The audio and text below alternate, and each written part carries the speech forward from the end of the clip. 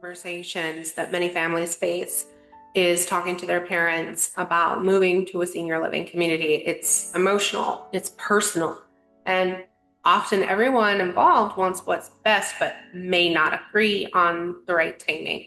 So in this video, we're going to talk about how families begin these conversations and how adult children can really support their parents through the transition. Hi, I'm Melissa Tierney. I'm a realtor here in Santa Barbara with Keller Williams, and I'm a certified Keller Williams real estate planner, senior transition specialist here in Santa Barbara as well.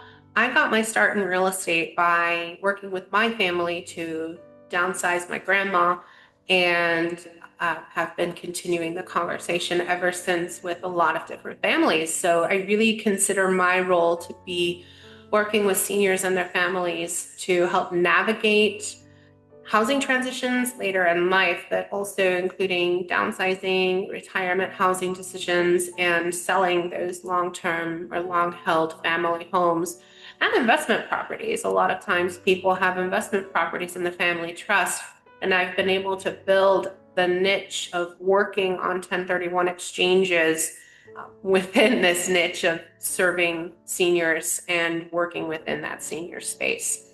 So in the previous video, we talked about aging in place in the home versus moving into or aging in place in a senior living community, and how families evaluate those two options. So quick side note, if this topic resonates with you, please give a thumbs up below and feel free to leave a comment if you're helping a parent or a loved one evaluate some senior housing options.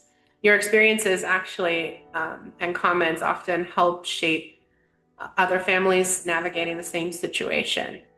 So for many seniors, the home represents independence and memories and decades of life experience, and the idea of moving away from that environment can often feel very overwhelming. Adult children often recognize changes in safety and mobility or daily functioning before their parents do. So parents may want to preserve that independence as well. Children may want to ensure the safety and the long-term support. So recognizing that these conversations are emotional for everyone involved is really that first step. And rather than presenting the conversation as a decision that must happen immediately, many families begin this process by exploring options together. And this might include visiting senior living communities, learning about the different services available, discussing different lifestyle preferences, understanding what different communities offer.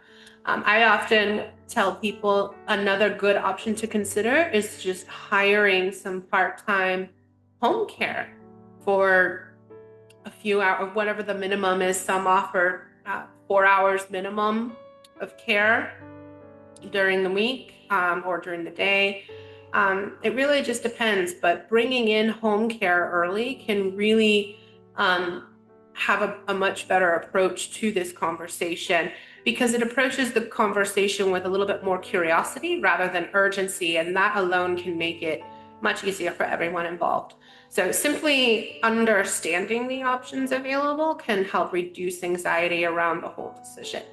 So I say visiting senior living communities together can help families to better understand what these environments are actually like, because many communities offer organized social activities.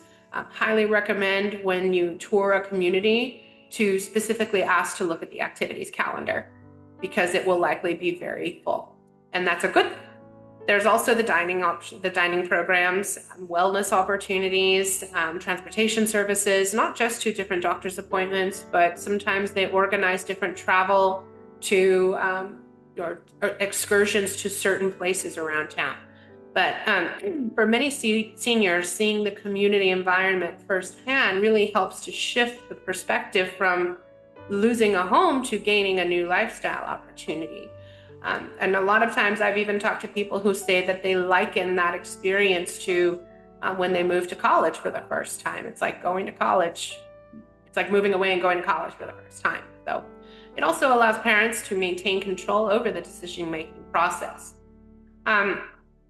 One of the biggest challenges families face is waiting until a health crisis forces a quick decision. I've seen this a lot, and I do not want this or wish this on anyone. What I have seen happen is that the next of kin receives a phone call from a hospital or a skilled nursing facility that their senior loved one cannot go home.